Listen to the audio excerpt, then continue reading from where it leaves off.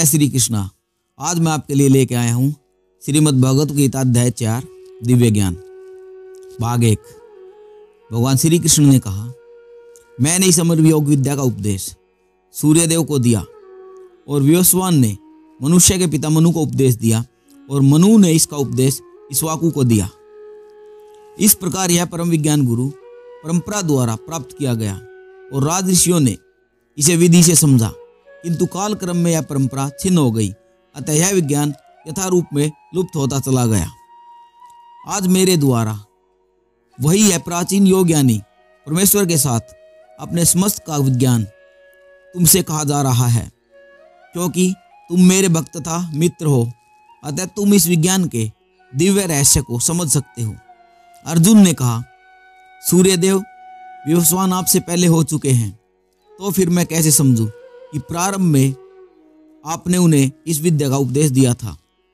श्री भगवान कहते हैं, तुम्हारे तथा मेरे अनेकानेक जन्म हो चुके हैं, मुझे तो उन सब का स्मरण है, किंतु हे परंतप तुम्हें उनका स्मरण नहीं रह सकता है। यद्यपि मैं अजन्मा तथा अविनाशी हूँ और यद्यपि मैं समस्त जीवों का स्वामी हूँ, तो भी प्रत्येक युग में मैं अपने आदि दिव्य रूप में प्रकट हो सकता हूँ। हे भरतवंशी, जब भी मैं जहाँ भी धर्म का पतन होता है और अधर्म की प्रधानता होने लगती है, तब तब मैं अवतार लेता हूँ।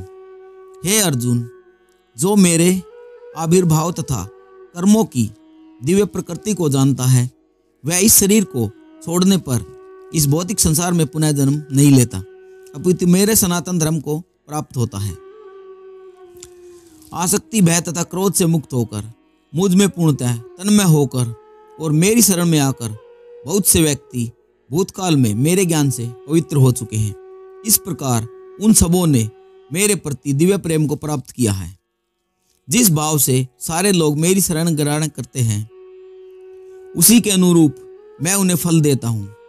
हे पार्थ, प्रत्येक व्यक्ति सभी प्रकार से मेरे पथ का अनुगमन करता है। इस संसार में मनुष्य सकाम कर्मों में सिद्धि चाहते हैं, फलस्वरूप वे देवताओं की पूजा करते हैं। निसंदेह इस संसार में मनुष्य को सकाम कर्म का फल शीघ्र ही प्राप्त होता है।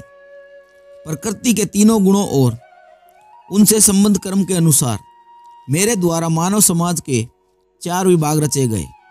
यद्यपि मैं इस व्यवस्था का स्पष्टा हूँ, किंतु तुम यह जान लो कि मैं इतने पर भी अव्यय अकर्ता हूँ। मुझ पर किसी कर्म का कोई प्रभाव नहीं पड़ता, न ही मैं कर्म फल की कामना करता हूँ। जो मेरे संबंध में इस सत्य को जानते हैं, वह भी कर्मों के फल के पास में नहीं बंधता। प्राचीन काल में समस्त मुक्त आत्माओं ने मेरी दिव्य प्रकृति को जान के कर्म किया, अतः तुम्हें चाहिए कि उनके पद चिन्हों का अनुसरण करते हुए अपने कर्तव्य का पालन करो। कर्म क्या है और अकर्म क्या है, इसे निश्चित करने में बुद्धिमान व्यक्ति भी मोहग्रस्त हो जाते हैं।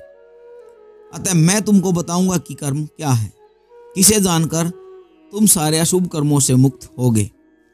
कर्म की बारीकियों को समझना अत्यंत कठिन है, अतः मनुष्य को चाहिए कि यह ठीक से जाने कि कर्म क्या है, विकर्म क्या है और अकर्म क्या है। जो मनुष्य कर्म में अकर्म और अकर्म में कर्म देखता है, वह सभी मनुष्यों में बुद्धिमान है और सब प्रकार के कर्मों में प्रवृत्त रहकर दिव्य स्थिति में रहता है। जिस व्यक्ति का प्रत्येक प्रयास इंद्रिय तृप्ति की कामना से रहित है, उसे पूर्ण ज्ञानी समझा जाता है। उसे ही साधु पुरुष ऐसा कर्ता कहते हैं, जिसने पूर्ण ज्ञान की अग्नि से कर्म फलों को भस्मात कर दिया है। अपने कर्म फलों की सारी आसक्ति को त्याग कर सदैव संतुष्ट तथा स्वतंत्र रहकर भी सभी प्रकार के कार्यों में व्यस्त रहकर भी कोई सकाम कर्म नहीं करता। ऐसा ज्ञानी पुरुष पूर्ण रूप से संयमित मन से कार्य करता है, अपनी संपत्ति के सारे स्वामित्व को त्याग देता है और केवल शरीर निर्वाह के लिए ही कर्म करता है। इस तरह कार्य करता हुआ वह पाप रूपी फलों से प्रभावित नहीं होता है।